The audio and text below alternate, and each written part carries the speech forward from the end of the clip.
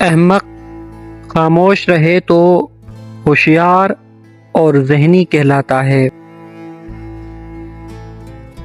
انسان کے 3 حصے ہیں، پہلا اللہ کا، دوسرا اس کا اپنا، اور تیسرا کیڑوں کا۔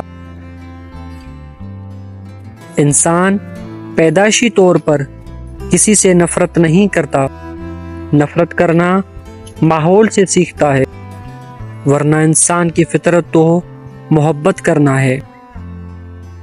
ضرورت سے زیادہ اچھا ہونا بھی ضرورت سے زیادہ ذلیل کرتا ہے۔